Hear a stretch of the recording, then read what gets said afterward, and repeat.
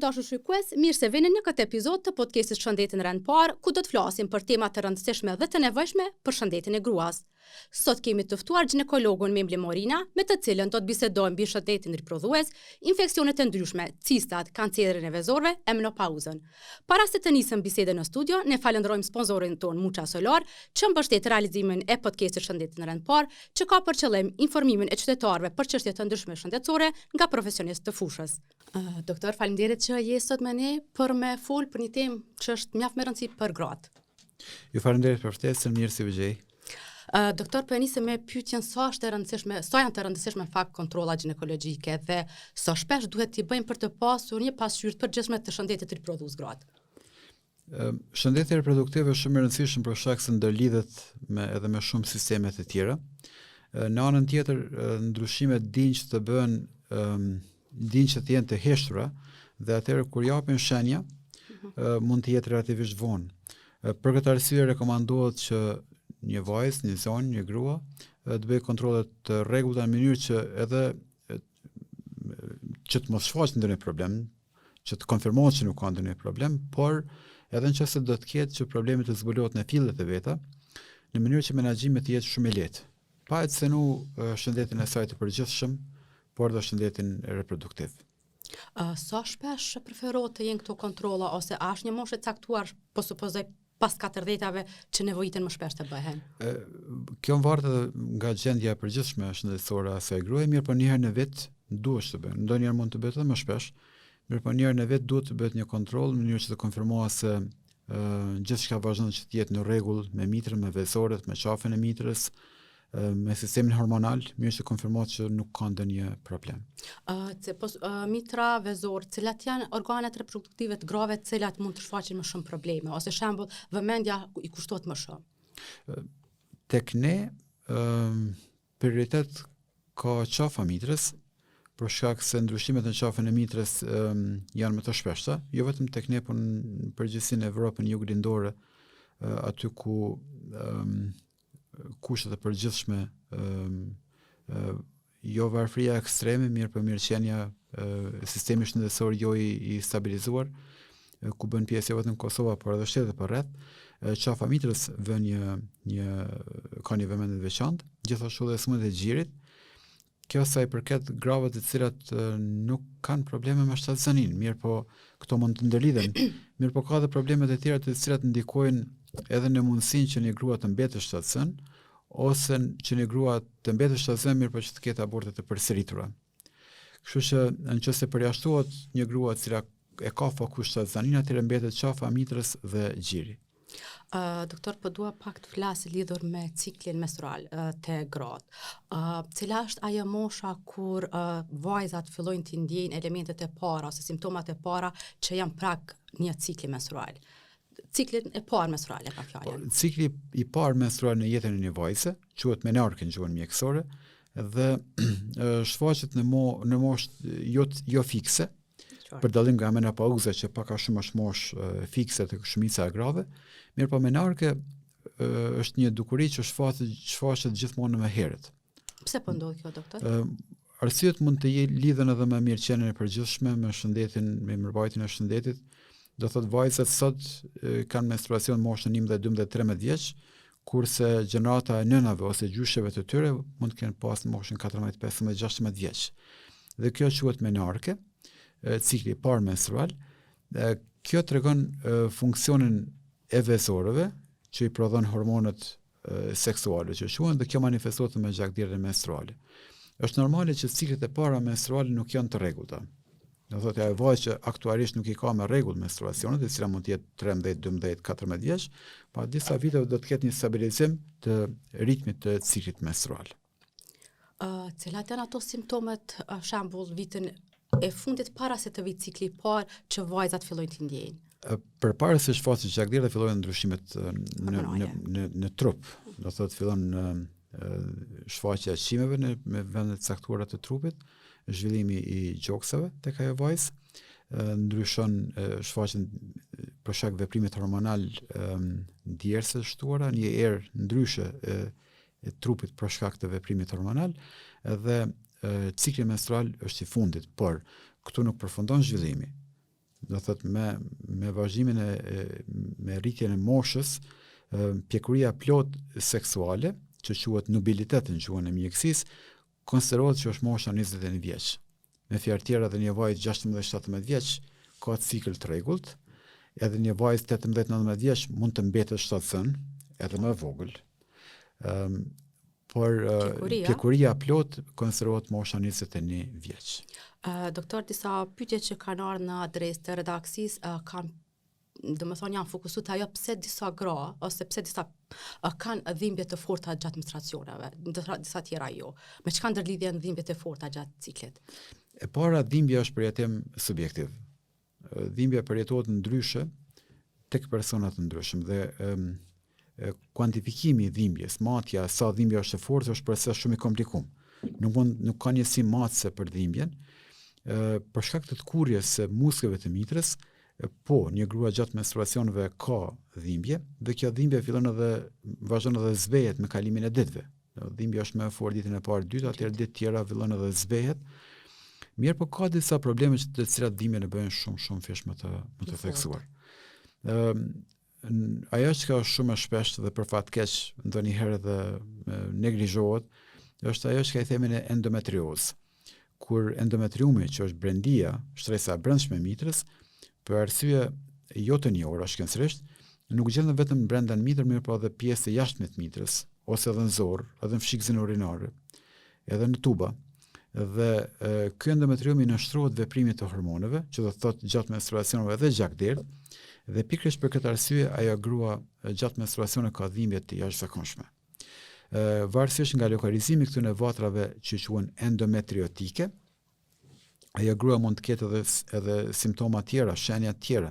Përveç dhimbja mund të ketë urinim të shpeshtë, ndonjëherë urinim me gjak, mund të ketë jashtëqitje më të shpeshta, mund të ketë vjellje, probleme me peristatikën, punën e zorëve, dhe kjo është ajo që ne i themi endometriozë, e cila nuk është shumë e rrallë. Dhe po për fat keq po e theksoj ndonjëherë shmangët anashkalohet, nuk mendohet tek ky problem. Pse doktor, për shembull nëse po supozoj një grua ka vazhdueshëm cikël me dhimbje, a do duhet të bëhet një kontroll ginekologjik edhe të identifikohet kjo? Po pikërisht, po ndonjëherë disa prej nesh kanë tendencën që ti shmangim ato ankesat. Dhe një vajzë mund të ketë dhimbje të forta dhe mund të konsultohet me dikë tjetër, me një shoqe ose me nënën ose me motrën ose me ndonjë kushërir, të thotë që kam dhimbje të forta dhe kundërpërgjigja mund të jetë që po, edhe unë kam dhimbje të tilla. Pra po kthehem që nuk ka një simatse për dhimbjen. Mirë po, kur dhimbja është aq e fortë sa që ajo seriozisht ndikon në rutinën përditshmërinë e asaj vajze, kur dhimbja është aq e fortë që ajo nuk mund të shkojë në shkollë, nuk mund të shkojë në fakultet, nuk mund të mungon në vendin e punës për shkak të dhimbjeve të tilla, atëherë është arsye shumë e fortë që të bëhet një konsult me mjekun ginekolog. Për endometriozën do të flasim edhe më vonë, po më intereson për ato të cilat kanë dhimbje, por që nuk kanë të bëjë me këtë çështje. Trajtimi është simptomatik apo se? Po, vetëm qësohet dhimbja. Domethënë ka preparate farmaceutike të cilat qësojnë dhimbjen. Ekziston një mit, një bindje e gabuar që përdorimi i barnave kundër dhimbjes nuk është i shëndetshëm. Ose ndalë gjakdhetën. Që nuk është e vërtetë. Nuk është e vërtetë që ka barna të cilat ai gjak që do të kishte me dal, ato e bllokojnë diku në organizëm dhe atij gjaku që nuk doli, do zhvillohet një problem mas 2-3 muajsh ose x viteve. Domethënë kjo është shumë i mirë. Marrja barnave kundër dhimbjes nuk ka arsye që të shmanget. Për më tepër duhet për t'ju kthyer normalitetit rutinës përditshme në vendin e punës ose në fakultet ose kudo tjetër. Doktor, të flasim pak për gjitha ato të cilat planifikojnë një shtatzani. Si të përgatitet trupi për një shtatzani të shëndetshme? Shtatzania e shëndetshme fillon në një organizëm të shëndetshëm. Dhe organizmi i shëndetshëm, shtatzania fillon në organizmin e një gruaje, mirë po shtatzania është produkt e të dyve, çiftit, partnerëve. Për këtë arsye, përpara se të ndodhë një shtatzani, rekomandohet që të bëhet një konsult me mjekun ginekolog, obstetër ginekolog, një konsult e çiftit, jo vetëm e gruas, por e çiftit. Gjatë kësaj vizite konfirmohet se gjithçka është në rregull me organet gjinitale femërore dhe mashkullore, ose nëse ka nevojë për ndonjë intervenim që të kthehet në ashtu siç duhet me qenë. E dyta fillon që të merren disa preparate të cilat i ngushtojnë mundësi që të ndodhë një problem në javë të parë të shtatzanisë, mundësojnë zhvillimin korrekt të frytit, dhe ajo që nuk është jo pak e rëndësishme, shumë e rëndësishme është që diskutohet se çfarë mënyra të jetesës duhet të ndiqet për çiftet, në mënyrë që shtatzania të ndodhë sa më shpejt, edhe të zhvillohet një shtatzanie shëndetshme. Ka mënyra të jetuarit të cilat nëse nuk e bëjnë të pamundur krejtësisht, i hapin rrugën problemeve të mundshme. Dhe gjatë kësaj vizitën bashkëbisedim me mjekun obstet dhe ginekolog, konsumohen këto tema, në mënyrë që të fillohet një mënyrë shëndetshme të jetuarit, në mënyrë që të hapet rruga për një shtatzani të mbarë. Çfarë nuk kupton një shtatzani e mbarë? Domethënë përveç që duhet i kushtohet rëndësi ushqimit, mjedisit, a duhet me patjetër të jemi larg stresit, larg ngarkesave emocionale gjatë kësaj periudhe? Tash, ngarkesat emocionale, stresi, këto hormonet e stresit nuk është që mund të bëjmë në vlerësim se çfarë ndikimi direkt kanë. Mirë po, është e vërtetë që stresi ndikon edhe në përditshmërinë tonë. Kur ne jemi të shqetësuar, është e mundshme edhe nuk flajmë mirë, edhe nuk ushqehemi mirë, nuk komunikojmë mirë me të tjerët, ndoshta edhe partneri me tjetrën nuk e kanë raportin ideal. Në këtë kontekst mund të ndikojë stresi. Mirë po, stresi nuk është diçka që mund të shmanget dhe largohet aq lehtë. Nuk është sikur se kemi një rrobë në trup dhe e zhveshëm edhe nuk kemi me stres. Kështu që po është vërtet që stresi mund ta komplikojë jo vetëm fillimin, mirë po edhe zhvillimin në shtatzanie. Mirë po pyetja, këto hormonet e stresit sa ndikojnë direkt në shtatzani, kjo është e debatueshme. Po indirekt po. Nëse një grua tenton për shtatzani ose një burr me gruan po planifikojnë një shtatzani, edhe e ka një mënyrë të tillë të jetuarit që shqetësimi, stresi është shumë mund të jetë i egzageruar, patjetër që mund të ndikojë. E çështja e pirjes së duhanit? Tash, në mjekësi shumë gjëra mbeten gjysmë të panjohura, por atë që kemi shumë të qartë dhe 100% të dokumentuar është që duhani po ndikon negativisht. Ndikon edhe tek gruaja, mirë po edhe tek burri, për shkak se një burri i cili duhan pirës, atëherë në mënyrë shumë serioze çrregullohen qerizat mashkullore. Tek gruaja, e cila tashmë është shtatzën, për shembull, nëse është duhan pirëse, por nëse nuk është duhan pirëse, por qëndron në ambient ku pihet duhani, që duhan pirëse pasive. Që duhan pirje pasive, atëherë ai fëmijë edhe kur do të lindë, jo vetëm gjatë shtatzanisë, por edhe pas lindjes do të ketë probleme ndonjëherë shumë serioze, edhe me zhvillimin e përgjithshëm, edhe me zhvillimin kognitiv, edhe me shëndetin e mushkërive. A lung të rol nëse 100% nuk mund të ndalin në këtë periudhë të shtatzanisë duhanpirjen të paktën ta konsumojnë më pak? Apo jo, duhet bërshmos që të ndalohet pirja këtë periudhë? Pyetja juaj ka të bëjë me atë bindjen që një duhanpirëse, një grua duhanpirëse, e cila tashmë është shtatzën, nuk është mirë të lërë duhanin krejtësisht, po duhet ta rralloj për shkak se lënia përmenjëhershme e duhanit mund të jetë rrezikshme për beben, kjo nuk është e vërtetë. Nuk është e vërtetë. Është mirë që përpiqet që të lihet duhani krejtësisht. Logjikshëm, nuk është njëjtë sikur 12 cigare në ditë. Mirë po duhet bëhet përpjekje që të shmanget duhani 100%. Edhe nëse e grua ka provuar me 10-100 herë gjatë jetës të lërë duhanin, tash kur është shtatzën ose kur planifikon që të ngjerë shtatzën, e ka një arsye shumë të fortë që të përpiqet edhe një herë dhe definitivisht të thotë jo duhanit. Doktor, shumë gra kur duan të mbesin shtatzën me patjetër dëshirojnë të dinë edhe për procesin më shumë të ovulimit. A na tregon pak më në detaje çka është ky proces edhe cilat janë simptomet që një grua mund t'i ketë e që tregojnë që është në fazën e ovulimit? Po, cikli menstrual fillon ditën e parë të menstruacioneve. Domethënë ajo që ka dikush e percepton si fund, në fakt është një fillim. Po edhe ashtu cikël është, derisa është cikël është rreth. Dhe ovulacioni është një ndodhi e cila fillin e ka në ditën e parë të ciklit kur fillon të zhvillohen disa folikula dhe prej këtyre disa folikuleve 7-8 më shumë ose më pak, vetëm njëri prej tyre vazhdon edhe rritet. Dhe afërsisht në gjysmën e muajit, gjysmën e ciklit, e liron qerizën vezë. Ky proces quhet ovulacion. Dhe kjo qeriza vezë e cila lirohet, ajo pret një 24 orë që të takohet me qerizën mashkullore. Në qoftë se brenda këtyre 24 orëve nuk ndodh bashkimi me qerizën mashkullore, që quhet edhe që është fillimi i shtatzanisë, atëherë do të vi menstruacionet e ardhshme.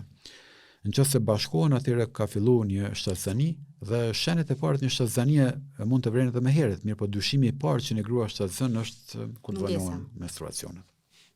Tash a jep shenja procesi ovulacionit, po jep shenja.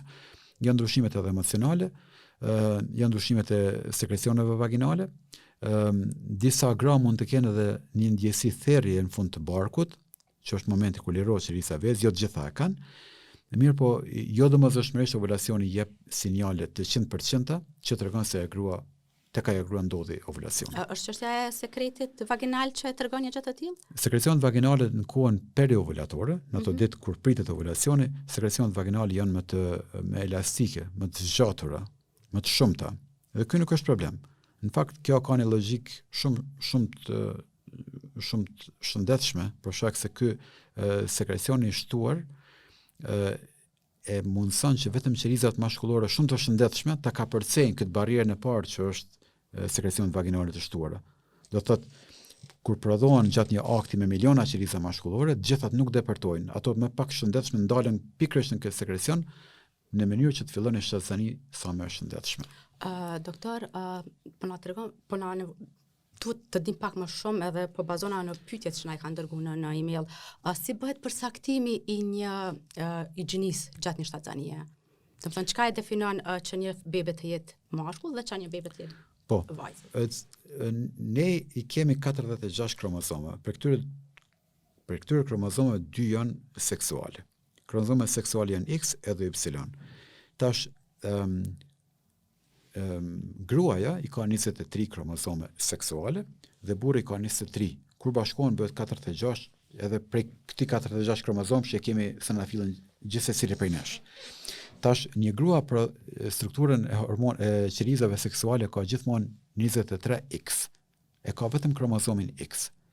Gruaja ka vetëm kromozomin X. Vetëm kromozomin X. Burri prodhon 2 lloje qerizave, edhe X edhe Y. Janë me miliona qeriza, dhe statistikisht gjysma janë X, gjysma janë Y, dhe është teori gjase, dhe cila prej qerizave mashkullore do të takohet me qerizën vezë, e cila gjithmonë është X. Nëse bashkohet qeriza X e partnerit, e burrit, e babait të ardhshëm me qerizën X të nënës, ndodh gjinia vajzë.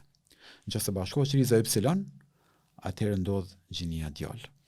A ka bazë shkencore që thuhet që çdo shtatzanie e cila ndodh sa më afër procesit të ovulimit është djalë, ndërkaq më larg procesit të ovulimit është vajzë? A ka bazë shkencore apo jo? Tash qerizat mashkullore janë më të ndjeshme dhe aftësia e tyre e fekondimit të qerizës vezë bjen me kalimin e orëve dhe është një teori se nëse ka marrëdhënie afërsisht me ditën kur ndodh ovulacioni, do të ketë më shumë qeriza Y.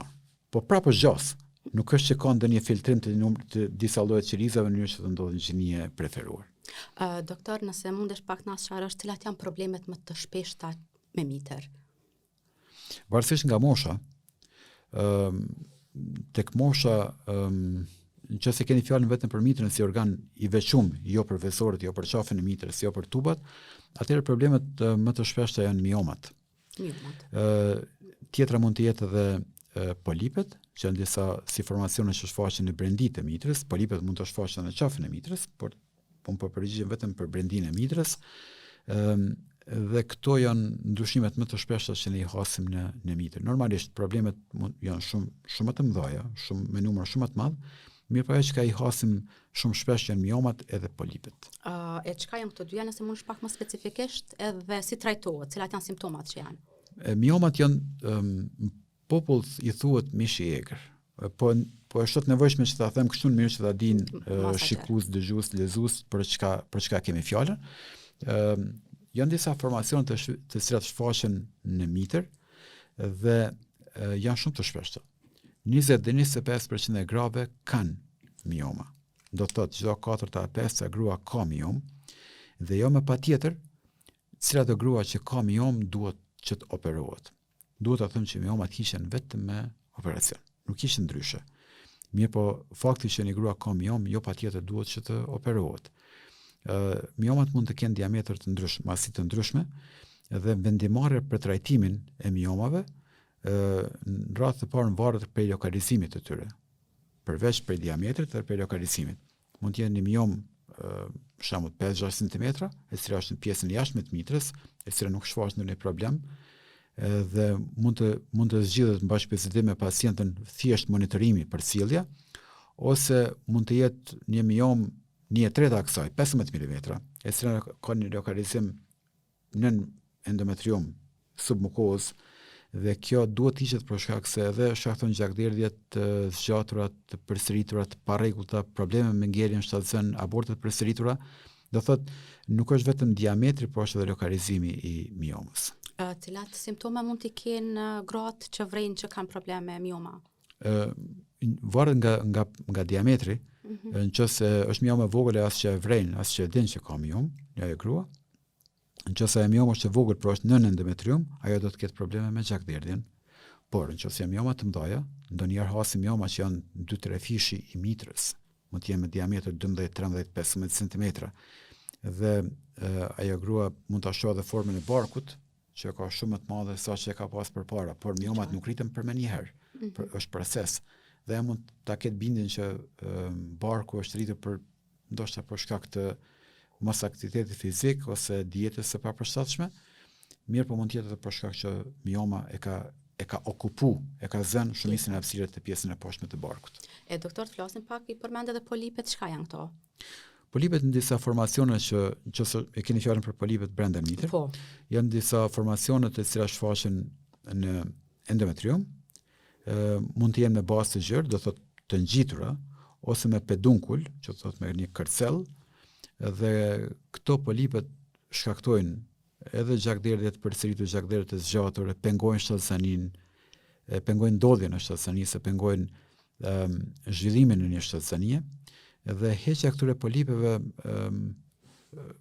bëhet prej poshtë me rrugë transvaginale, përmes një intervenimi që quhet histeroskopi, ku me një gyp të hollë, normal kjo bëhet nën anestezion, është intervenim operator, nuk është diçka që kryhet. Edhe lokalizohet vendi ku është polipi dhe kputet, hiqet edhe largohet. Trajtimi post-operativ si bëhet pastaj? Ka trajtim post-operativ apo jo? Jo, vetëm se ky material që hiqet duhet analizohet në mikroskop, është parim mjekësor. Çka do që largohet prej trupit duhet analizohet në mikroskop, i quhet analizë histopatologjike. Mirë, po nuk është që ka nevojë për një trajtim special. Normalisht jipen disa antibiotik ditë e para pas ndërmimit për ta parandaluar infeksionin e mundshëm, mirë po nuk ka nevojë të bëhet një trajtim afatgjatë. Doktor, periudhën e fundit kemi dëgjuar shumë edhe për kancerin e qafës së mitrës. A na tregon pak cilat janë simptomat, ose a mundet një grua që këto simptomat i vrejnë fazë të hershme, apo nuk mund të vrejnë qoftë pa një kontroll, ose nëse vrehen vonë? Sa i përket simptomave, shenjave, nuk do të kisha fol fare. Për shkak se shfaqja këtyre shenjave ndodh tepër vonë. Atëherë kur dhe biseda me atë grua është shumë me shumë shqetësim për gjithë. Për fat keq, smundja e qafës mitrës, kanceri në qafën e mitrës, kur jep shenja të shumë vonë, mirë po për fat mirë, ka mënyra shumë të efektshme të parandalimit të këtyre problemeve. Cilat janë ato? Këto, ta them vetëm edhe një fjali. Shpesh në praktikën e përditshme klinike, kur unë flas me një grua që vjen për kontroll, edhe kur i bëj pyetjen se kur ka qenë hera fundit kur e ka bërë paptesin, ndodh që dorën zemrën ndodh gjithmonë më rrallë për fat mirë, por ndodh kur thotë që nuk e kam bërë ndonjëherë paptesin për shkak se kam qenë mirë. Paptes duhet bëhet të gjitha gratë. Jo të gratë që kanë probleme, por të gjitha gratë, për shkak se i gjen problemet akoma pa dhënë shenja. Ajo grua mund të jetë mirë, në paptesi mund të tregojë probleme ndonjëherë shumë serioze. Paptesi është një metodë e cila nënkupton, është në kuadër të një kontrolli ginekologjike, nënkupton marrjen e qelizave prej 3 vendeve, nga buza e pasme, nga pjesa e pasme e cerviksit dhe nga kanali i cervikal. Këto qeliza analizohen me mikroskop dhe shihet a ka ndryshime në këto qeliza apo jo. Nëse paptesi nuk del mirë, kjo nuk është barës me kancer. Një qartë. Domethënë përgjigja nuk është mirë ose keq. Po ka dhe paptesi që ka një test që jep në sinjale që duhet të bëjnë kontrolle tutje nëse dyshohet për diçka. Pikërisht. Dhe nëse del pa abtesti jo mirë, kjo nuk është një skenar fatal. Menaxhimi është shumë i mundshëm, edhe ky menaxhim, ky trajtim, jo patjetër e cënon jo vetëm jetën, jo vetëm shëndetin e përgjithshëm, po as shëndetin e reproduktiv. Me fjalë tjera, një grua, një vajzë mund të ketë ndryshime të theksuara në qafën e mitrës, të cilat nëse zbulohen me kohë, nuk ka nevojë që të hiqet as mitra as qafa mitrës, por trajtime shumë minore, të cilat asaj gruaja mundësojnë që po ta ketë plan, që të ketë edhe shtatzënin të ardhmen, por jetëgjatësia nuk po diskutohet as pak. Doktor, pas cilës mosh preferohet të bëhet më shpesh papatesti apo s'ka, domethënë s'është në pyetje mosha? Se shpesh herë domethënë dëgjohet që mas moshës 40 vjeçare duhet të shtohet numri i kontrollave të ginekologu dhe papatesti. Vizita ginekologjike nuk është barës me papatest. Ka raste kur shkohet te ginekologu dhe jo më patjetër duhet bëhet papatesti. Papatesti nuk bëhet një herë në 6 muaj, asnjëherë në vit. Mund të bëhet edhe më rrallë, nëse papatesti del mirë. E kur duhet fillohet është prej moshës 21 vjeç, nëse mjeku vlerëson që duhet bëhet më herët, mund të bëhet edhe më përpara, ose mund të bëhet edhe më vonë. Për shembull, nëse një grua nuk ka pas marrëdhënie, nuk ka pas partner seksual, edhe nëse i ka 24-5 vjeç, s'ka nevojë që të bëhet papatest. Papatesti bëhet atëherë kur fillojnë menstruacionet, dhe ka dhe një logjik për shkak se është zbuluar që kanceri në qafën e mitrës ndodh për shkak të një virusi që quhet HPV, i cili bartet me marrëdhënie seksuale. Dhe logjikshëm, derisa një vajzë, një grua nuk ka pas marrëdhënie, edhe për shkak të himenit nuk ka se si të bëhet papatesti pa hap himenin, mirë po dhe gjasra që të ketë virus janë minimale për shkak se gjatë marrëdhënieve përhapet HPV-ja. Tashmë në Kosovë ka filluar të japet vaksina kundër këtij virusi. Si ginekolog sa e rekomandoni, duke pas parasysh që duket se ka pas pak hezitim fillimisht për ta marrë vaksinën? Po, Kosova është në grupin e shteteve ku përgjigjja e prindërve, për shkak se kjo vaksinë jepet tek fëmijët, edhe tek djemt, shumë moshë të vogël, 10, 11, 12, 13 vjeç, dhe vendimarrja për vaksinën ndonjëherë gati gjithmonë, varet edhe prej vendimit që marrin prindërit, dhe fatmirësisht përgjigjja e prindërve që t'i vaksinojnë fëmijët e tyre ka qenë impozante në Kosovë krahasu me vendet në vendet përreth. Mirë po, marrja e vaksinës nuk e përjashton këtë screeningun e rregullt që është me papatest. Do thotë nuk është që e përjashton njëra tjetrën. Vaksina është një formë shtesë. E mbron, mirë po papatesti zbulon ndryshimet nëse ato shfaqen, për shkak se vaksina nuk mund të jetë 100% e efektshme. Doktor, megjithatë, domethënë këtë varet që kanë dy forma me të cilat mundet mos zbulu hershëm kanceri i qafës mitrës ose mu parandalu, domethënë vaksina dhe papatesti. Vaksina parandalon shfaqjen, papatesti i zbulon herët ndryshimet nëse do të shfaqen. Ndërkaq problemet me cista në vezor pse ndodhen? Tash cistat janë disa formaciona të cilat shfaqen në organe të ndryshme. Fjalën e kemi tash për vezorët, dhe këto ndallojnë për cilën grup moshë po flasim. Nëse fjala është për moshën reproduktive, që do thot prej moshës 13-14 deri në moshën 45-50 vjeç, këto shumicën e herëve janë cista të thjeshta ose folikulare, të cilat shfaqen shpesh. Ne kam vrejë që ankthi më i madh i gravi janë cistat. Nëse gjatë ekzaminimit e zbulojmë që ka një cist, është shumë gati gjithmonë shoqërohet me një ankth tek ajo grua dhe tek familjarët e saj. Mirë po gati gjithmonë ato janë benigne. Do thotë ato shfaqen dhe të rriqen vetvetiu. Nëse shohim një cist, kjo nuk do të thotë që duhet me patjetër të operohet, të trajtohet me mënyrë kirurgjikale, për shkak se ato nëse monitorohen për cilën, nëse jepet terapi, ato mund të rriqen dhe të mos shfaqen të ardhmen. Por edhe nëse ishim me operacion, kjo nuk e garanton që nuk do të rishfaqen. Për këtë arsye, vendimarrja që të futet në sallën e operacionit për trajtimin e ciste duhet bëhet tek atëherë kur shterën gjitha mundësitë paraprake që ajo të rriqet në mënyrë i thuhet konservative, do thotë pa. Cilat janë ato indikacione që tregojnë që duhet operohet? Duhet largohet një cist. Nëse një cist rritet, nëse fillon që të shfaqin ndryshime në brendi të cilat janë të dyshimta, për shkak se me ultrazë ne mund të kemi një farë ideje se çfarë lloji ciste kemi. Nëse ajo është e madhe, atëherë mund të diskutohet edhe heqja e saj. Ndonjëherë rreziku më i madh i një ciste është përdredhja e saj. Do thotë një ciste e cila është në vezore e mund të përdridhet rreth boshqit të vet, dhe kur përdridhet rreth boshqit të vet, e ndërpret furnizimin me gjak të vetvetes. Dhe kjo manifestohet me nekrotizim, me vdekje të atij indit, dhe duhet bëhet operacion në mënyrë urgjente. Dhe gjatë këtij operacioni duhet hiqet jo vetëm cista, po edhe organe tjera, ndoshta edhe tuba. Nëse ne shohim një cistë e cila është e madhe dhe vazhdon të jetë e madhe, por shumë javë, atëherë diskutohet mundësia që të hiqet me operacion në mënyrë që të mos ndodh torzioni, thuhet, përdredhja e saj. Në raste të tilla a ka raste kur duhet të hiqet edhe vezora së bashku me cistën? Jo, hiqet vetëm cista. Por intraoperator mund të ndodhin komplikime, mund të ndodhin gjakderdhje e madhe, e cila me patjetër duhet që të bëhet trajtim ndoshta më i egzageruar. Mirë po gati gjithmonë hiqet vetëm cista me gjithë kapsulën. Kapsula është ajo membrana që e rrethon cistë. Doktor, këto cistat në vezor a japin simptoma apo jo? Apo rastësisht zbuluan gjatë një kontrolli të rregullt? Këto shfaqen për shkak se ka pas një ekuilibër hormonal. E kam fjalën për këto cista të thjeshta, që thuhet folikulare. Këto ka pas një disbalans hormonal dhe ky disbalans hormonal jep edhe shenja tjera. Jep çrregullime të menstruacioneve, menstruacione të gjata, një spotting, një gjakderdhje, një pëlhyrje e cila zgjat shumë ditë. Dhe këto mund të jenë arsyeja pse një grua vjen te ginekologu dhe gjatë ekzaminimit zbulohet që ka cistë. Doktor, cilat janë ato simptomet ose fillimisht cilat janë ato infeksionet më të shpeshta vaginale te gratë? Mund të jenë nga ato me banale në kuptoj ato më të shpeshta dhe të parrezikshme, deri ato që mund të jenë potencialisht të rrezikshme.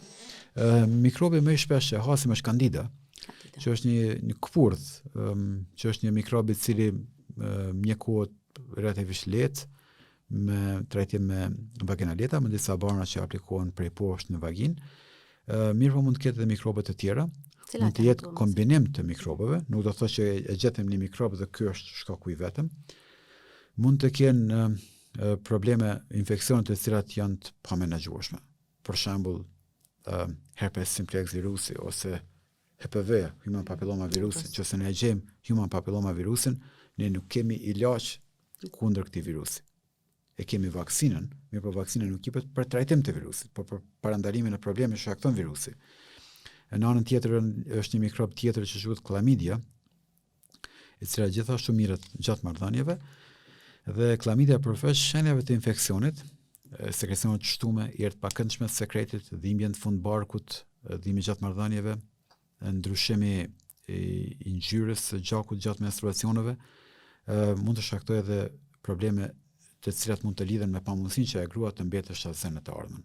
Për shkak se Chlamydia mund të cenon kalueshmërinë e tubave, dhe nëse tubat janë pjesërisht ose krejtësisht të bllokuara, nuk mund të vijë deri në shtatësani. Ose tubat mund të bllokohen pjesërisht dhe shtatësania mund të ndodhë, mirë po në javët e para pas zhvillimit, për shkak të rrjedhjes së sekretit prej tubave, ndodhin abortet e përsëritura. Më thënë, kjo është logjika pse njëri prej shkaqeve të abortit mund të jetë edhe infeksioni. E si trajtohet nëse një grua është e infektuar me klamidi, ka infeksion me këtë? Po, mjekohet.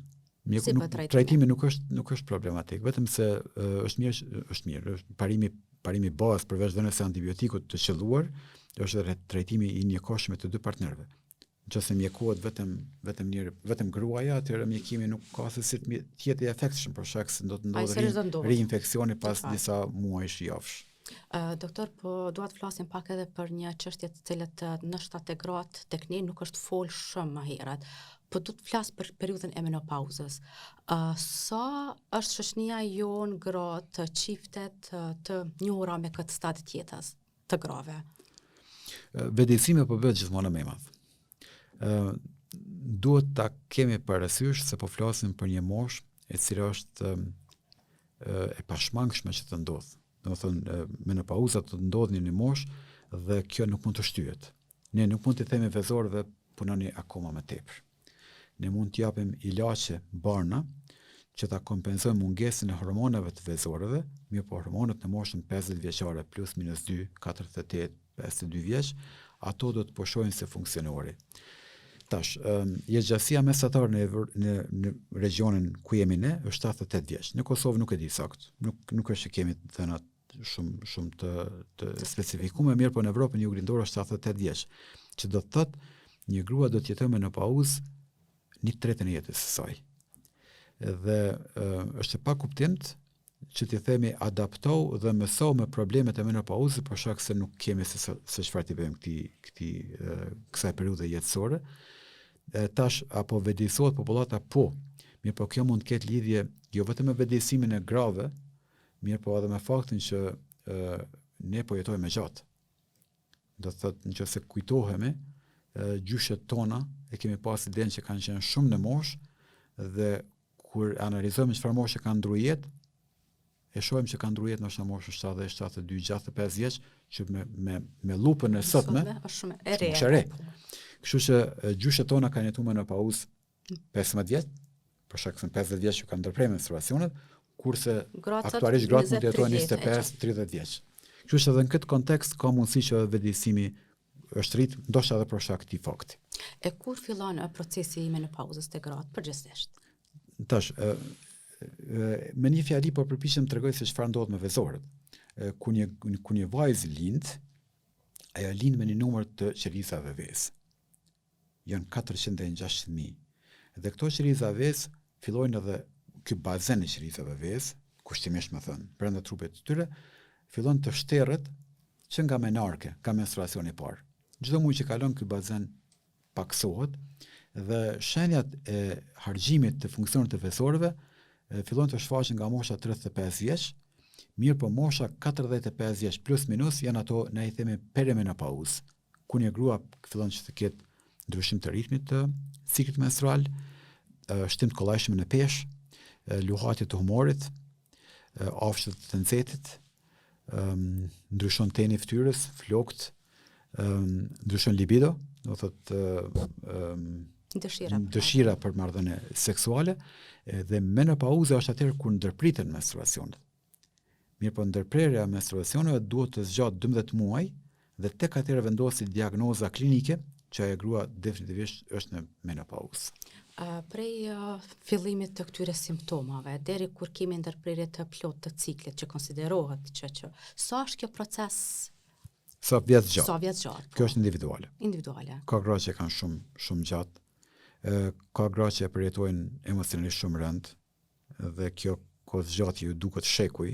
Do të thotë ka gra që perimenopauzën e përjetojnë jo edhe aq lehtë. Dhe në këtë kontekst ajo ndikon edhe në raportet që ajo grua ka me njerëzit përreth, edhe në vendin e punës, edhe në familje, raport me fëmijët, raport me bashkëshorten, raport me kolegët në vendin e punës. Mirë po nuk është një kohë zgjatje kaq vite zgjat perimenopauza para se të ndodhë ndërprerja përfundimtare e ciklit menstrual. Që ndihmon që këtë proces me kalu ma lehtë, doktor? Tash ne mund të japim edhe terapi hormonale. Terapia hormonale është ato hormone që i prodhon vezorja, ne mund t'i japim si zëvendësim të këtyre hormoneve. Opsioni tjetër është t'i japim preparate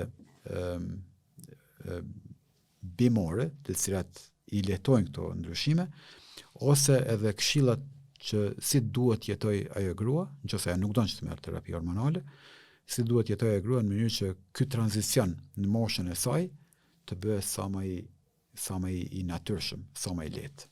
A ka ndonjë lidhje mes menopauzës dhe problemeve me shëndet përgjithshëm, ose si afekton menopauza shëndetin e përgjithshëm të një gruaje? Menopauza, hormonet femërore, të cilat nuk prodhonin menopauzë, ato e mbrojnë një grua nga sëmundjet e zemrës, nga sëmundjet e enëve të gjakut, dhe kjo ndikon mungesa e këtyre hormoneve, bën që ajo grua të ketë shtypje të lartë gjakut, të ketë probleme me zemër, probleme të pamur. Në kocka me eshtra? Eshtrat fillojnë të dobësohen, përveç që eshtrat fillojnë të rrallohen, dobësohen, tendenca është që shtimi në peshë të bëhet shumë i lehtë, i kollajshëm. Dhe nëse kombinohet rramja e forcisë së kockave me rritjen e peshës trupore, kjo i cenon kockat dhe ndodh thyrja e shpeshtë e kockave, që është problem shumë serioz. Doktor, në këtë periudhë pra tjetës së një gruaje, në periudhën e menopauzës, so ka rëndësi nga kjo që tha, po del që ka shumë rëndësi, mirë po aktiviteti fizik edhe një ushqim, një regjim ushqimor i shëndetshëm. Po, unë mendoj që shëndeti jonë bazohet në këto shtylla. Do thotë është aktiviteti fizik, ushqimi i shëndetshëm dhe gjumi i rehatshëm. Do thotë janë këto 3 kolona ku mbështetet një shëndet i përgjithshëm. Aktiviteti fizik duhet jetë pjesë e përditshme e rutinës tonë. Duhet që të lëvizim bile 150 minuta në javë, që i bjen çdo ditë 20-30 minuta duhet të lëvizim. Nuk duhet jetë ecje e rehatshme, duhet jetë ecje e shpejtë ose aktivitet me i theksuar. Në anën tjetër, mënyra të ushqyerjes duhet të ndryshojë. Ne gjithmonë japim prioritet shumë gjërave të tjera, kurse ushqimi që është karburanti i motorit të trupit ton, ne marrim ushqimin si diçka jo aq shumë të rëndësishme, ushqimin e hajm shpejt, ndonjëherë jo cilësor, ushqim të procesuar, shumë pak ushqime që kanë vitamina, minerale dhe fibra. Dhe kjo me kalimin e muajve të viteve shtresohet ky efekt në trupin ton. Në anën tjetër, gjumi duhet jetë i rehatshëm, duhet jetë i pandërprer. Truni jon duhet të përtrihet duke bërë një gjumë të paktën 6 orë pa ndërprerje. Nuk mund të bëhet gjumi 2-3 orë dhe të vazhdojë 2-3 orë të tjera. Për shkak se edhe në fazat e gjumit, të cilat duhet të kalohen mirë që truri të shkarkohet për ngarkesën e ditës paraprake. Kështu që po, do të thotë ndikon në ushqimin, ndikon aktiviteti fizik dhe gjumi i rehatshëm. Doktor, për fund, nëse ke diçka të shtosh? Unë dua t'i inkurajoj gratë, por edhe çiftet, që të bëni konsult, jo me patjetër një kontroll të detajuar, mirë po një konsult me një mjek obstetër ginekolog. Për shkak se problemet reproduktive mund të jenë të pranishme, mirë po edhe nëse nuk janë të pranishme problemet e tilla, është një shans e mirë që të diskutohet se çfarë ndryshime duhet bëhet në jetën e tyre, mirë që edhe në vitet e vijim të mos keni problem serioz në shëndetin e tyre. Doktor, faleminderit për kohën, kënaqësi të kisha në studio. Ju faleminderit juve. Të dashur shikues, ky është podcasti për sot. Ne falenderojmë sponsorin e emisionit Shëndetin Rend Par, Mucha Solar. Shihemi javën tjetër. Mucha Solar është pioner në Kosovë në sektorin e energjisë ripërtritshme, duke ofruar sisteme solare, fotovoltaike dhe termike me cilësi të lartë dhe shërbim të profesionalizuar që nga viti 2008. Me një ekip të specializuar dhe të certifikuar ndërkombëtarisht, ne garantojmë instalim dhe kujdes të përkushtuar për çdo projekt, për një planet më të pastër dhe më të qëndrueshëm. Zgjidhni Mucha Solar për çdo nevojë në fushën e energjisë solare. Mucha Solar, aktivisti i ambientit. Le të paguaj dielli për ju.